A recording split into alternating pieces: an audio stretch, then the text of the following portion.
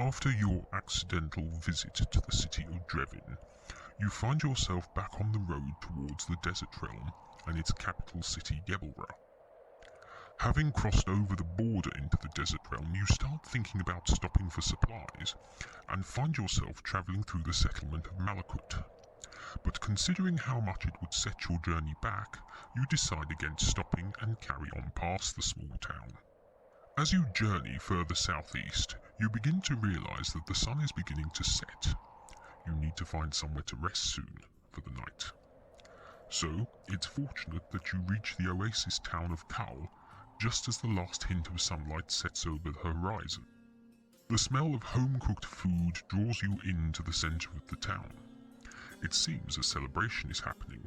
A party appears to be in full swing, with musicians and dancers performing for the somewhat strangely silent crowd, watching intently at the performers' every move.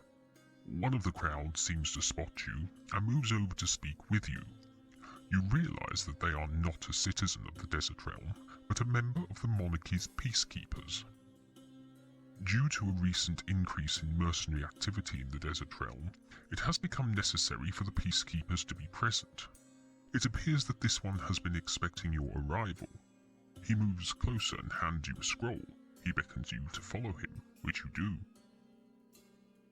You move through the marketplace and further away from the crowd. In fact, it seems that you and your guide have left the town. You are in fact moving towards a cave. A heavy wooden door is in place over the entrance. He knocks upon it 4 times. The small window in the door opens, as he states something in a very strange language you've never heard before. Moving through the entrance, you notice that the cave is not natural. It is hewn out of the rock itself. A secret base of operations, you think to yourself. It seems you are descending into the very bowels of the continent of Monarchy itself, when you finally arrive at a chamber. Sitting behind a large table sits a heavily armoured man, with medallions and honours draping from his armour. This is the Grand Master of the Peacekeepers, and he has a story to tell you. He rises up from his seat and walks over to you, holds out a hand in friendship, and begins to speak. Welcome, my friend. I am sure you are wondering why I've invited you to our little underground fortress. You are heading to Gebolrah, are you not? No, don't answer. You don't need to talk. Look, don't look so worried. You've not been arrested. No, in fact, we have need of your service. How much do you know about the Tyrant King? By the look in your eyes at his very mention, you seem to have heard a lot about him. Let me guess. A historian in Garrulus. I'm not surprised. He is indeed well versed in his knowledge of the topic in hand. However, he is not privileged to know the full truth behind the story. Did he tell you of the farm boy? By the look of your blank stare, he did not.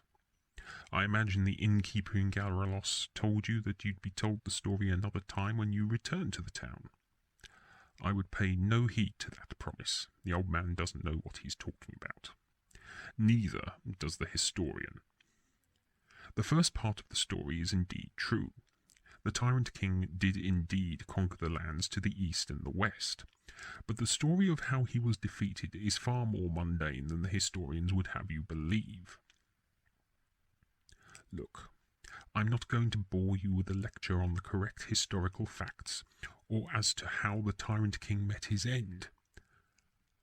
I am going to warn you, however, that you may be wandering into a trap. We don't know for certain that what we have found is the crown of the Tyrant King. We know that there are forces we are yet to understand that lust after the crown. They believe it to have supernatural properties. Whether or not it has secret powers is an entirely moot point. All I know for certain is that many have died trying to find it. Later monarchs to rule Ondaria have searched in vain for the crown in the belief that to own it is to live forever. The object itself has become nicknamed by the elite as the Folley of the Kings. It was lost centuries ago, as the history books will tell you, but there is uncertainty as to how it was lost and where it was lost. Some believe it was in the final days of the civil war that divided the continent of Monarchy. Two major factions arose at that time, one being followers of the Tyrant King himself, and the other side, whom historians will tell you was born a mere farm boy. Now, I don't know if any of it is true, but what I do know again for certain is that the crown was lost in the final battle. The king's head was said to have been severed from his body, and the crown fell sinking into the desert sand. The peacekeepers were not set up purely to keep the peace in the eastern lands. We were created to ensure that if the crown were ever found, it would never fall into the wrong hands. That is why we need your help. We need you to go to Gebolrah and see the crown for yourself. If it is the correct artifact, I assume you have been asked by the current monarch to collect the crown and return it to the capital city of Ondar. Am I correct in this assumption? I thought as much. It's too dangerous, even in the hands of a benevolent monarch. Even if the stories of supernatural powers are untrue, there is the fact that it is a powerful symbol of darkness. There are many people out there who would like to see the king's return, and the crown could be used by some false prophet, claiming to be the Tyrant King reborn, so that they can usurp the throne and take the monarchy by force. When you get to Gebolrah, speak to Jordana, the Grand Vizier to the Governor, and the person who has claimed to have current ownership of the crown. If you can convince them to part company with the crown, bring it back to us. If you are unable to convince them, we may be able to arrange for you to speak to the Governor's wife in order to get the Governor to agree to our proposition. Yes, I know it's an uncomfortable prospect of having to set foot in one of the most private places, but his wife has a level of persuasion over the Governor and the Vizier. Perhaps she can help you retrieve the crown.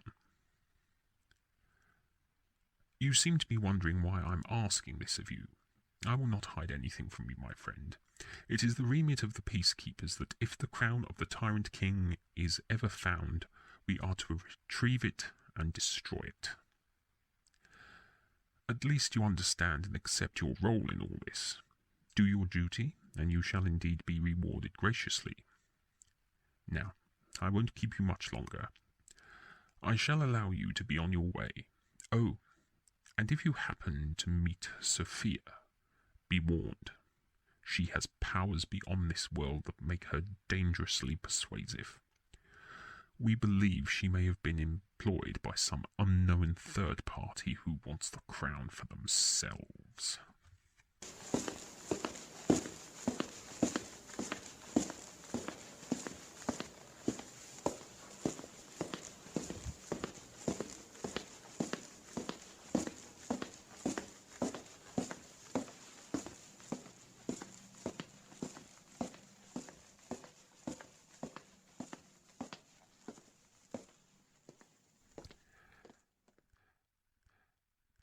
Captain, send word to Gebolrah. Tell them our friend is on their way to collect the crown. I am aware that the vampire lord in Necrotia has his own plans, and no doubt our friend here will be ignoring our warning. They are bound to cross paths with Sophia. No doubt she will use her powers of hypnosis to force them to return to the cursed city. You will definitely need to send word to Alicia. Yes, the governor's wife.